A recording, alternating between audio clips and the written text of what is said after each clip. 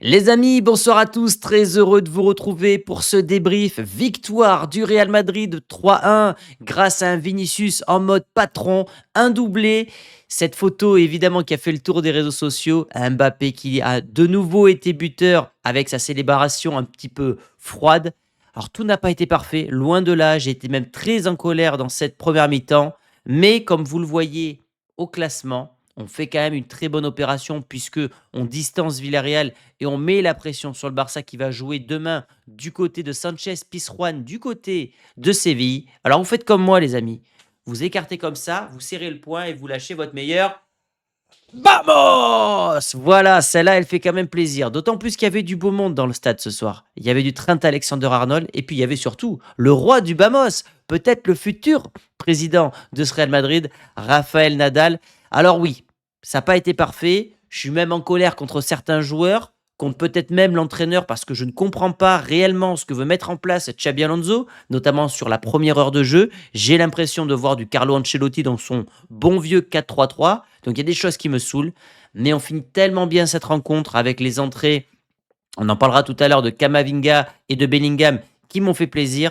J'ai envie de garder le côté positif, mais je ne vous cache pas qu'il y a une partie de moi qui me dit on est encore très très loin. Très très loin du Paris Saint-Germain et du FC Barcelone et même du Bayern Munich. Ça mettra du temps les amis. Ça mettra du temps pour que ce groupe change de mentalité. Moi j'ai encore l'impression de voir des sénateurs. Quand je vois, et notamment je vous prends une image qui sera très simple à comprendre, on est devant la surface de Villarreal, on est quasiment à 9 joueurs autour, histoire de les encercler, ils ne peuvent pas sortir le ballon. En une passe, ils arrivent à péter notre double rideau défensif et à faire une contre-attaque. C'est pas normal. En fait, on ne fait pas assez de pressing, on n'a pas assez la dalle. Il y a un problème d'attitude, il y a un problème de mentalité dans cette équipe-là. Ça mettra du temps à changer. Je vous le dis, il va falloir être patient parce que ça se trouve, ça mettra, comme l'a fait Luis Enrique avec le PSG, ça mettra peut-être 1 an et demi, 2 ans. Mais ça sera long parce qu'il y a des choses qui ne vont pas dans cette équipe-là. Demain, les amis, je ferai la vidéo questions-réponses. Ça se passe sur Instagram. Donc, juste après ce débrief, vous allez sur mon Insta, vous cliquez sur la story, vous verrez qu'il y a un onglet vos questions. Vous cliquez dessus et je sélectionnerai demain à peu près une quinzaine de questions pour répondre à vos questions, à vos interrogations. Et demain soir, vers 17h, il y aura un live avec Guillaume. Au niveau des choix de Xabi Alonso, et c'est là que je lui en veux, c'est ce schéma en 4-3-3. Je veux qu'on repasse comme on l'a vu au Mondial des clubs avec une défense à 3. J'ai envie de retrouver cette sensation du Mondial des clubs qu'on n'a plus depuis le début de la saison.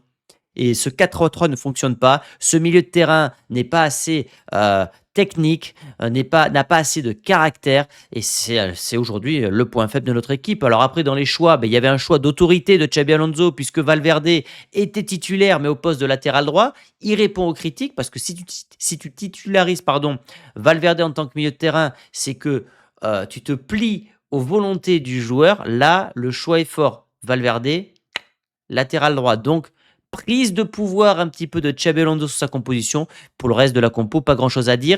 J'avais quelque chose à dire, c'est toujours ce duo Mbappé-Vinicius qui est trop proche. Mbappé doit prendre l'axe du terrain. Mbappé doit être présent dans la surface. C'est le gros défaut de Mbappé. Pour le reste, voilà, on a une équipe.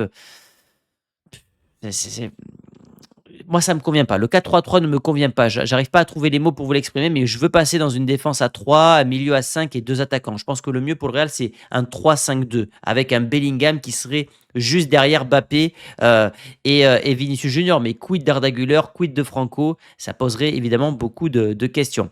Bon, ce Real qui a commencé quand même au bout de 20 minutes à cadrer les frappes, puisqu'avant 20 minutes, le Real était totalement absent, fantomatique. Donc d'abord avec une tête de Tchouaméni qui n'était pas cadré, cet énorme loupé de Franco qui doit la mettre au fond nettement, qui doit fusiller la cage de Villarreal mais qui la loupe. Même chose ici juste avant la mi-temps et on se rend compte qu'à la mi-temps, il n'y a qu'une frappe cadrée côté Real Madrid. Et là, quand tu es au Bernabéu contre une équipe qui certes est bien cadenassée avec ce double rideau défensif, tu dois proposer plus. Moi, je trouve que dans le pressing, le contre-pressing, on n'est pas bon. Et dès que Villarreal fait une contre-attaque, notre équipe est totalement coupée en deux parce que Vinicius défend un petit peu, Franco défend très bien dans le jeu sans ballon, mais Mbappé, il fait rien. Mbappé fait rien et j'en parlerai après de Mbappé. On se fait toujours avoir dans ce genre de transition, vous le voyez là.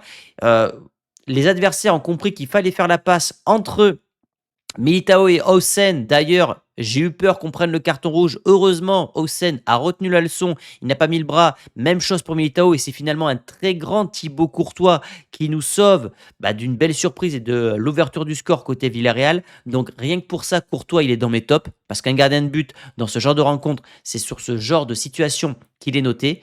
Et il redevient clutch. Courtois. Il en avait besoin, il était aussi un petit peu sur le feu des critiques, et là il avait besoin de ça. C'est très mal joué de la part de l'attaquant de Villarreal, mais Courtois envoie de faux signaux, il bouge un petit peu dans tous les sens, ça le perturbe, il a les deux défenseurs derrière lui, en tout cas bien joué de la part de Thibaut Courtois. L'ouverture du score qui nous vient donc de Vinicius, avec de la réussite, mais juste avant, il fait une belle feinte enfin pas une feinte de frappe, mais il fait un beau dribble, donc on a retrouvé le Vinicius aujourd'hui qui, je trouve, a pressé, notamment dans son camp. Un Vini qui a tenté des dribbles. Il n'a pas toujours été en grande réussite. On regardera les statistiques en fin de vidéo, mais dans les intentions, Vinicius, je le trouve bon. Je le trouve encore maladroit dans les dribbles. Maladroit, il perd beaucoup de ballons. Même devant le but, je sens qu'il peut faire mieux, mais d'un point de vue statistique, il est bien. Il est bien, il provoque le penalty derrière. Pour moi, il n'y a pas penalty. Vous allez me dire: «Oui, mais il y a contact». Ouais, mais le ballon, il le perd, en fait. Donc même si le joueur ne touche pas Vinicius, Rafa Marín, l'ancien défenseur du Real, derrière, il peut rien faire de l'occasion. Donc pour moi, il y a pas péno. Bon, tant mieux, il est transformé. Il est d'ailleurs très, très mal tiré par le Brésilien. Heureusement, Tenas est absolument à chier et donc il a loupé le ballon. Tant mieux, ça fait 2-0 et donc but de Vinicius, qui a obtenu le penalty et qui l'a transformé lui-même. Ça veut dire que Mbappé lui a laissé. Et ça, quand je parle d'entente entre les deux, c'est encore un signe qui va vers ce que je vous dis. Et puis, mine de rien, et ça c'est intéressant, et c'est ce que je vous disais en tout début de saison, pour que Vini retrouve la confiance, il lui faudra des stats.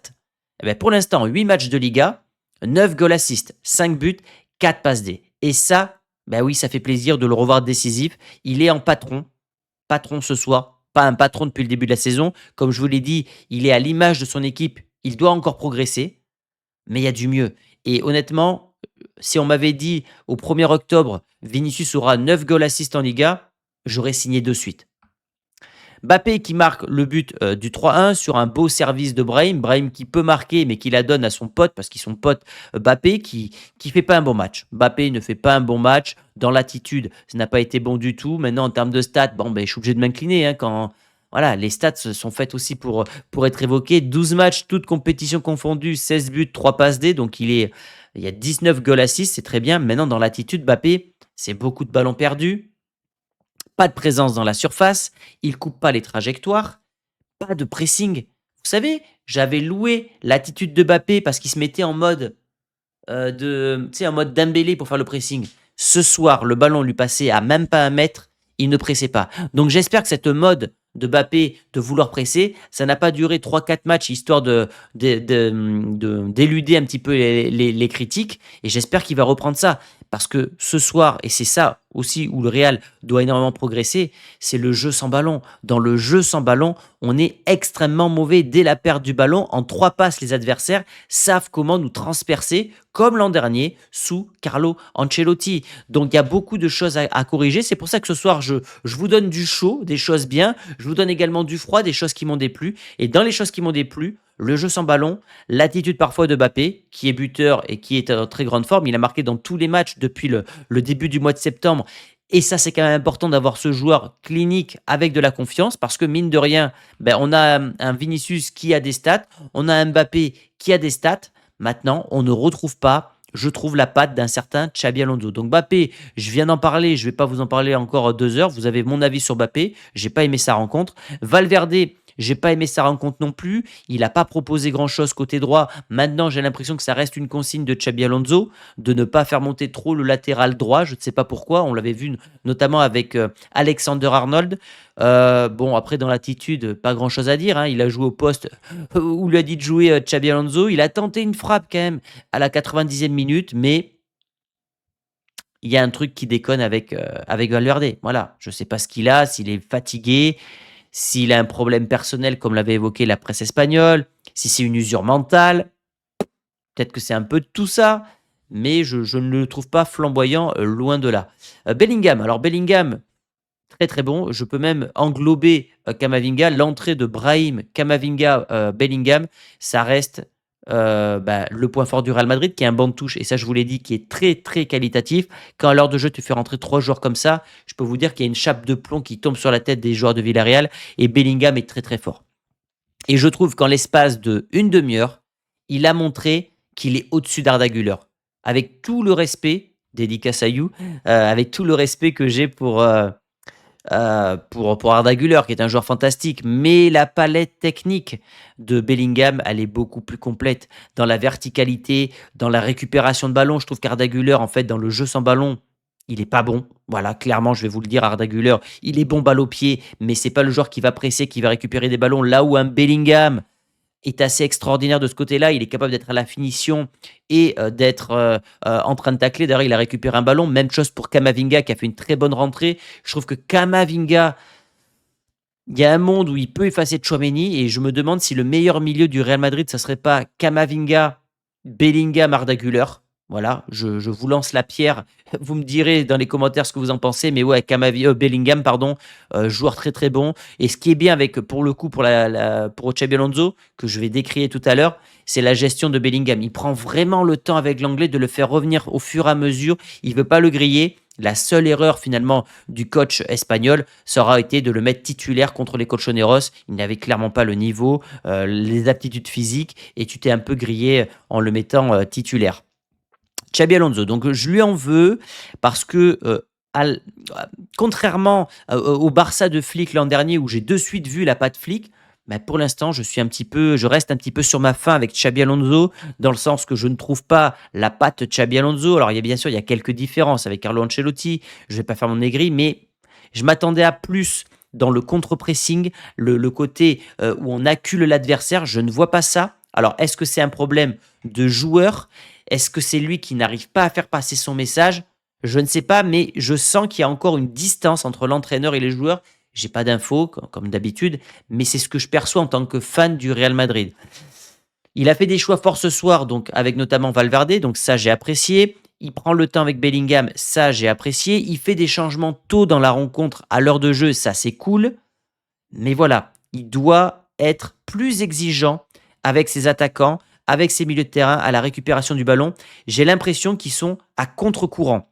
Je m'explique. Ils vont presser un petit peu tous de leur côté, mais ils vont pas avoir le même rythme, le même positionnement, ce qui fait que c'est un pressing chaotique, un pressing désorganisé que propose le Real de Xabi Alonso. C'est vraiment là que cette équipe doit progresser parce que quand je regarde le Barça, City en quelque sorte et surtout le Paris Saint-Germain, ben là on est encore à des années-lumière comme je vous le disais en début de vidéo. Au niveau des stats de cette rencontre les amis, on va aller voir sur FotMob. Bon, 7 frappes cadrées du Real, c'est pas énorme. C'est pas énorme d'avoir seulement 7 frappes cadrées sur 26 frappes. Donc 26, ça par contre, c'est cool, mais c'est surtout 26 frappes, enfin quasiment toutes les frappes en deuxième période. 3,56 d'XG, ça c'est très bien. 70% de possession, on est une équipe qui a la possession. Voilà, on n'est pas une équipe de transition, on est une équipe de possession. Voilà, on a concédé que 2 frappes, mais on a encaissé un but quand même. Voilà, moi je pense que c'est cette data-là qu'il faut améliorer. Je regarde le reste. Tac, tac, tac, tac, tac. Non, non, non. Bon, on va passer à mes tops, les amis. Alors, mes tops, pardon, je me trompe de truc là. Mes tops. J'ai mis Bellingham pour sa rentrée, que j'ai trouvé très très bon. J'ai mis Thibaut Courtois parce que d'une certaine façon, il change la rencontre. Voilà. J'ai mis Vinicius. Voilà, je trouve que c'est le meilleur joueur ce soir. Double buteur, bonne mentalité. On retrouve petit à petit le Vinicius. Je ne le mets pas encore à Vinicius Prime, hein. Pour moi, il est à 13 ou 14 sur 20 par rapport au niveau qu'il est capable d'atteindre. Au niveau des flops, Xabi Alonso, parce que je ne suis pas encore emballé par le coach espagnol. Tchouaméni, beaucoup de pertes de ballon. Et je sens que Camavinga, il peut beaucoup plus apporter que Tchouaméni, qui, dès lors qu'il y a un petit peu de danger dans sa zone, est vite en difficulté. Et Carreras, à l'instar d'un Valverde, que j'ai trouvé beaucoup, beaucoup trop discret ce soir. Je ne reconnais plus depuis 2-3 matchs l'Espagnol. Au niveau des notes maintenant qu'on peut retrouver pareil sur FotMob, qu'est-ce qu'ils nous ont mis comme note? Je les découvre en même temps que vous. Courtois, c'est très très sévère. C'est très, très sévère, Courtois. Ah, je suis pas du tout d'accord avec les notes, proposées, pour le coup. Non, il fait quand même un arrêt ultra important. Valverde, je suis pas du tout d'accord avec sa note non plus. La défense a été bonne, j'ai bien aimé notamment la première période d'Hausen, un peu moins la deuxième période. 7,8, c'est un petit peu surcoté, mais je ne vais pas le choquer. Carreras, bon, why not? Ceballos. Ceballos, je vais en parler. Beaucoup de pertes de ballon, mais un joueur qui a remonté ses coéquipiers, un joueur qui a du caractère. Peut-être le genre de joueur qu'il nous faut plus régulièrement au milieu de terrain, parce qu'il a un certain contrôle du ballon. Alors oui, il n'est pas régulier, ok, mais il a du vice, il a du caractère, il n'a pas peur de remonter un Vinicius ou un Mbappé, et c'est peut-être le genre de joueur qu'il nous faut dans l'effectif. Arda Güler, il n'a pas fait un bon match. Mastantuono, très bon dans le jeu sans ballon, très, très bon dans le jeu sans ballon. C'est peut-être d'ailleurs le meilleur dans ce domaine-là. Avec ballon, il y a trop de pertes de balles. À la finition, c'est encore trop vert. Donc je peux pas lui mettre la moyenne. Vinicius, homme du match, ok. Bon, 9,6, ils abusent un peu. Et Mbappé, il mérite un 7, mais pas plus ce soir. Les amis, qu'est-ce que j'avais à vous montrer d'autre? Qu'est-ce que nous dit Marca?